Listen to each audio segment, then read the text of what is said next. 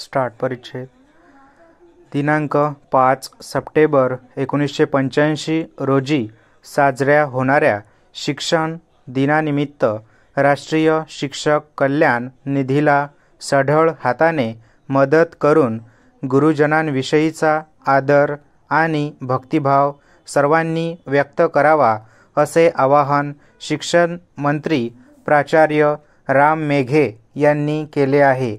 मे 1985 पर्यंत या शिक्षक कल्याण निधीतून महाराष्ट्रातील 11,368 शिक्षकांना अथवा त्यांच्या कुटुंबियांना एकूण 59,228 रुपये सहाय्य देण्यात आले आहेत. शिक्षण मंत्र्याचे समग्र आवाहन पुढीलप्रमाणे आहे. दरवर्षी 5 सप्टेंबर या दिवशी सर्व भारतात आपण शिक्षक दिन साजरा करतो. ज्यांनी आपल्याला जोपासले, वाढविले, मोठे केले, आपल्या ज्ञानाच्या, अनुभवाच्या आणि कर्तृत्वाच्या कक्षा विस्तारण्यासाठी परिश्रम घेतले, त्या गुरुजनांविषयीचा आदर आणि भक्तिभाव व्यक्त करण्याचा हा महत्त्वाचा दिवस. हा भक्तिभाव आणि आदर आपण 2 प्रकाराने व्यक्त करतो. एक म्हणजे ज्यांनी समाजाच्या आणि समाज मनाच्या जडणघडणाची बांधिलकी स्वीकारून अध्यापन कार्यात स्वतःला झोकून दिले, अशा गुरुजनांचा समारंभपूर्वक गौरव करणे, त्यांच्या विषयीचा आदरभाव सार्वजनिक स्वरूपात व्यक्त करणे.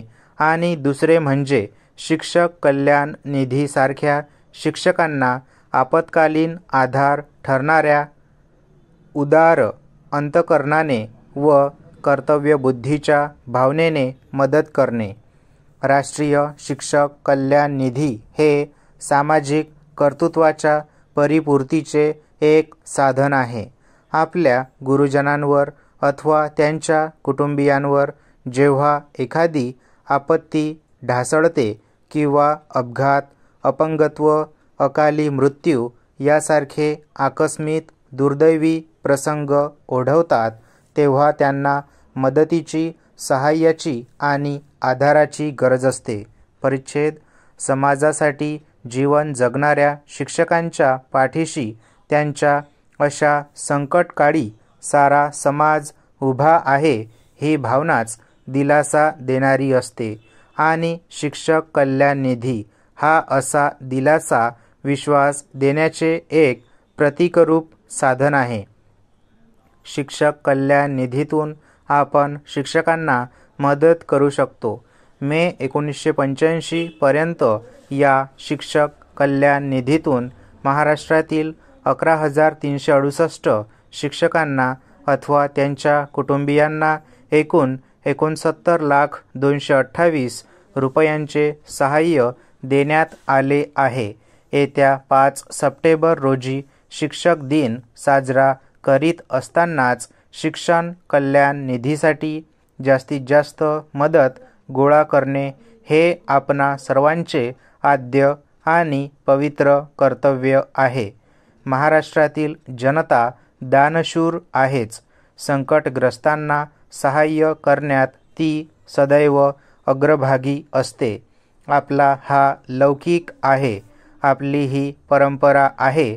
आणि शिक्षक कल्याण निधीला मदत म्हणजे जर कर्तव्यपूर्तीचे समाधान आहे. म्हणूनच या निधीला सढळ हस्ते मदत करण्यास महाराष्ट्रातील जनता मागे राहणार नाही, अशी माझी दृढ श्रद्धा आहे. या राष्ट्रीय शिक्षक कल्याण निधीला भरघोस सहाय्य करावे असे माझे आपणा सर्वांना कळकळीचे आणि आग्रहाचे आवाहन आहे. स्टॉप.